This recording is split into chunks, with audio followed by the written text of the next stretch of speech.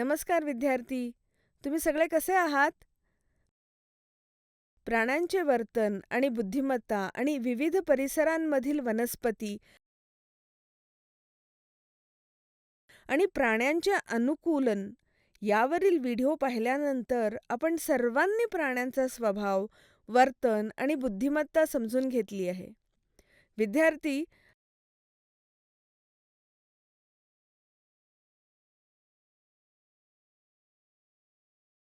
Ashwini natural resources परिचय हा नाव अध्ययन घेऊन आपल्या सर्वांसोबत आहे. विषय अधिक चांगल्या प्रकारे समजून घेण्यासाठी आवडीने त्यावर लक्ष केंद्रित करा बरं का. शिकण्याची उद्दिष्टे. या धड्याच्या आखरेस तुम्ही हे सगळं काही शिकू शकाल. पृथ्वीवरील संसाधने, जीवनाचा श्वास म्हणजे हवा, हवामान नियंत्रण, वातावरणाची भूमिका, हवेची हालचाल, वारे.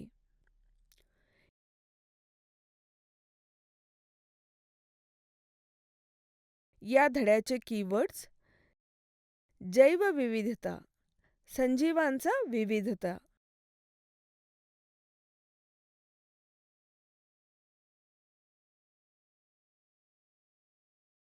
समुद्रातील हवा म्हणजे जमिनीवरील उबदार हवा जसजशी वाढत जाते तशी तशी समुद्रातील थंड हवा जमिनीच्या पृष्ठभागावरून वाहते आणि वाढत्या उबदार हवेची जागा घेते.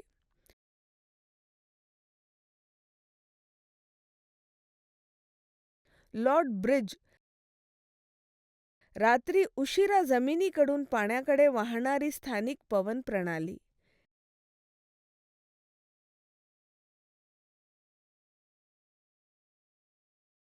जैविक म्हणजे समुदायाचे सजीव घटक, उदाहरणार्थ प्राणी आणि वनस्पती सारखे जीव.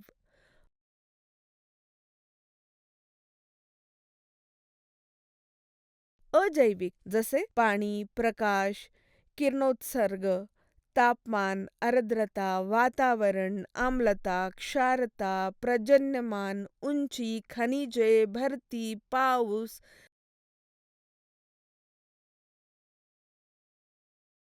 विरघळलेली प्राणवायू, पोषक द्रव्ये व माती असे निर्जीव घटक.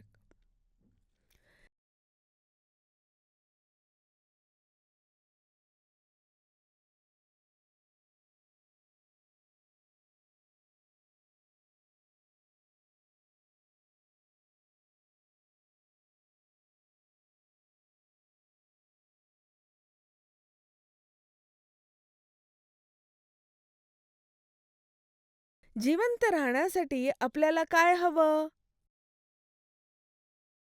हवा, पाणी, अन्न, तापमान आणि प्रकाशाची गरज आहे. हो की नाही?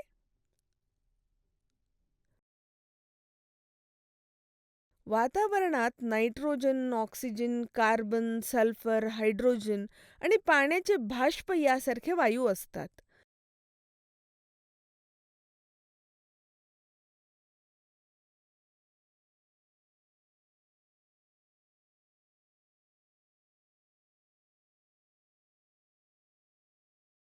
पृथ्वीवर कोणती संसाधने उपलब्ध आहेत?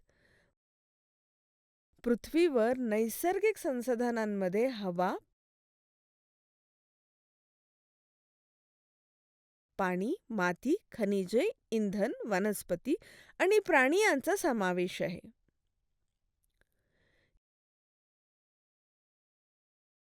जीवनाचा श्वास म्हणजेच हवा. पृथ्वीवरच्या बाह्य कवचाला थिलेस्थेफियर म्हणतात.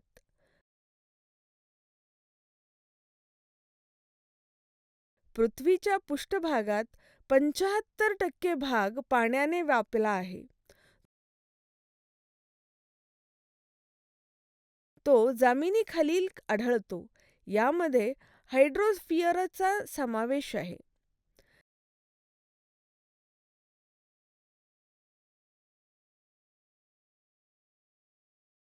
ज्याचे हवेने संपूर्ण पृथ्वी चादरीप्रमाणे व्यापली आहे. त्याला वातावरण म्हणतात.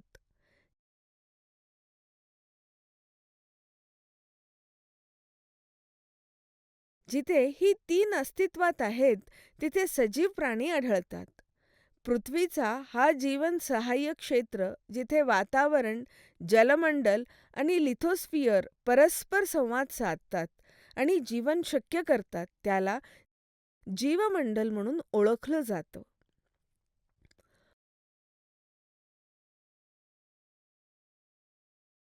वनस्पती आणि पाणी यासारख्या सजीव सृष्टीचा जैविक घटक आहेत.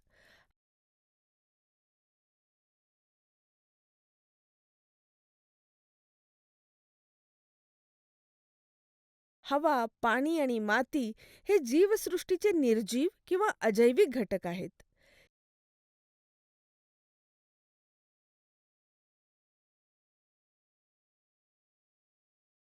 या अजैविक घटकांचा सविस्तर अभ्यास करून पृथ्वीवरील जीवसृष्टी टिकवून ठेवण्याची त्यांची भूमिका समजून घेऊया.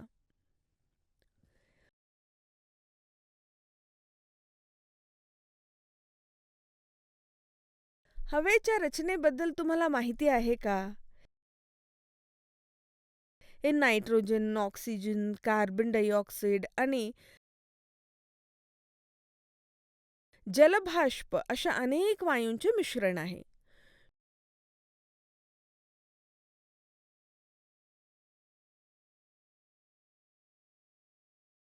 शुक्र आणि मंगळ यासारख्या ग्रहांमध्ये, जिथे जीवसृष्टी अस्तित्वात नाही, वातावरणातील प्रमुख घटक कार्बन डायऑक्साईड असल्याचे आढळते.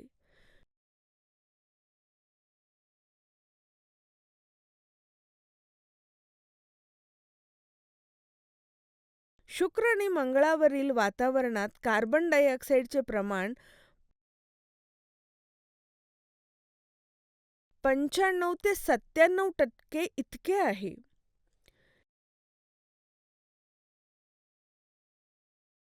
युरिकेयोटिक पेशी आणि बर्याच प्रिऑरेटिक पेशींना ग्लुकोज रेणू तोडण्यासाठी आणि त्यांच्या क्रियाकलापांसाठी ऊर्जा मिळवण्यासाठी ऑक्सिजनची आवश्यकता असते. त्यामुळे कार्बन डायऑक्साईडची निर्मिती होते. ऑक्सिजनचा वापर आणि परिणामी कार्बन डायऑक्साईडचे उत्पादन होणारी आणखी एक प्रक्रिया म्हणजे दहन.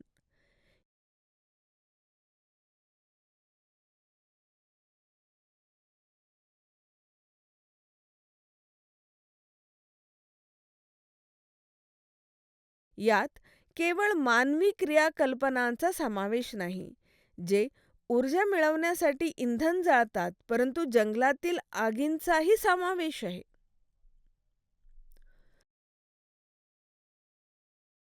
तुम्हाला माहिती आहे का, आपल्या वातावरणात असलेल्या कार्बन डायऑक्साईडचा वापर कसा केला जातो?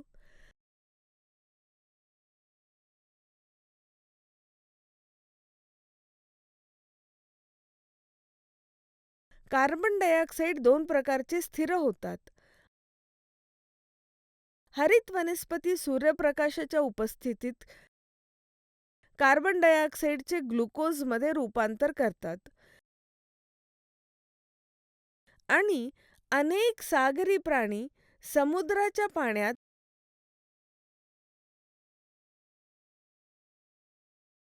विरघळलेल्या कार्बोनेटचा वापर करून आपले कवच तयार करतात.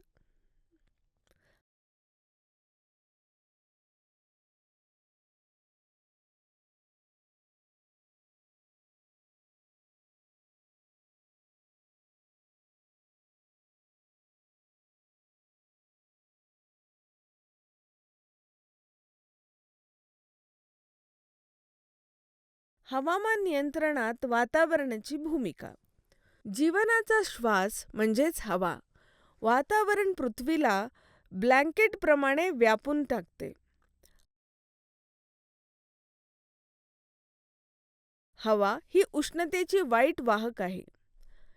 ते आपण जाणतो.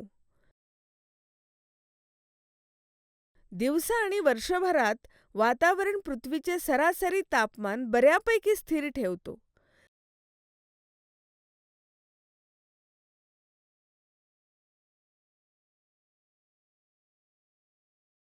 दिवसाच्या उजेडेच्या वेळी तापमानात अचानक होणारी वाढ वातावरणामुळे रोखली जाते.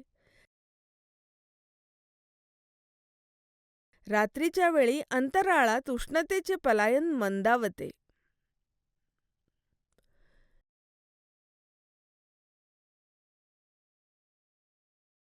चंद्राच्या पृष्ठभागावरील तापमान पाहूया. चंद्राच्या पृष्ठभागावर जेथे वातावरण नसते तिथे तापमान 190 अंश सेल्सिअस ते 110 अंश सेल्सिअस असते. किरणोत्सर्ग आणि पर्वतार्थ किरणोत्सर्गामुळे जमीन किंवा जलस्रोतांमुळे वातावरण तापले जाऊ शकते.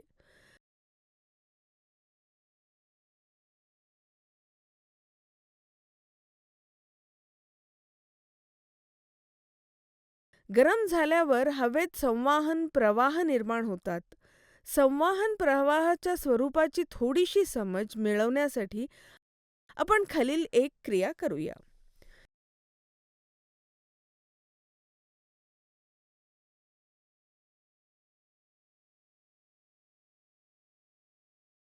भीकर किंवा रुंद बाटलीतील मेणबत्ती ठेवा आणि ती प्रज्वलित करा. अगरबत्ती पेटवून तोंडात घेऊन जा.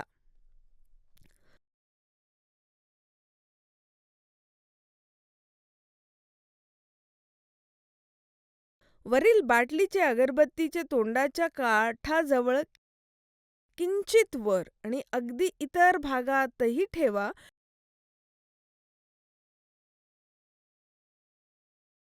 आणि हवा कशी वाहते ते तपासा.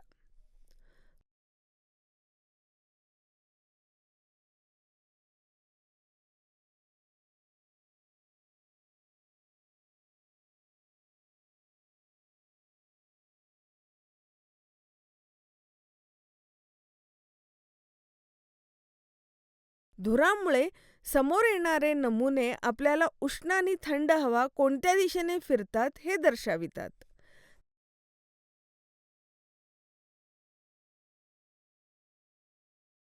त्याचप्रमाणे तापलेल्या जमिनीतून किंवा पाण्यातून किरणोत्सर्गाने हवा तापल्यास ती वाढते, पण पाण्यापेक्षा जमीन लवकर तापते. त्यामुळे जमिनीवरील हवा ही जलस्रोतांपेक्षा वेगाने तापते.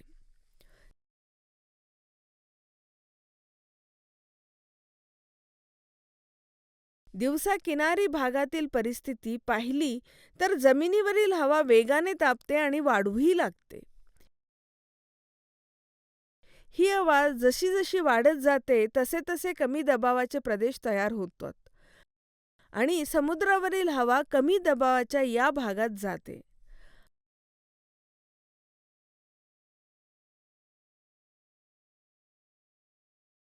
हवेची एक प्रदेशातून दुसऱ्या प्रदेशात होणारी हालचाल वारे निर्माण करते.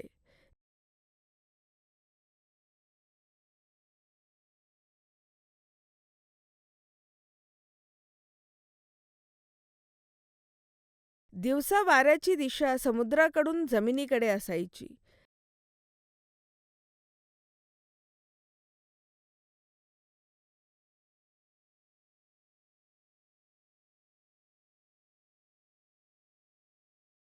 रात्री जमीन आणि समुद्र दोन्ही थंड होऊ लागतात.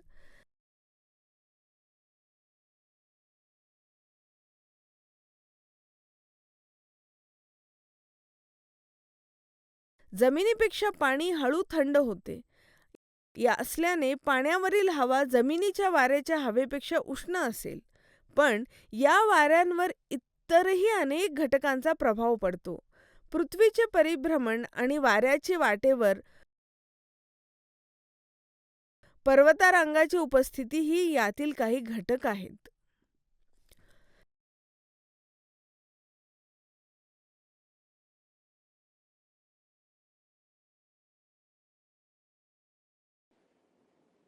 लक्षात ठेवणारी मुद्दे. पृथ्वीवर उपलब्ध नैसर्गिक संसाधनांमध्ये हवा, पाणी, माती, इंधन, खनिजे, वनस्पती आणि प्राणी यांचा समावेश असतो.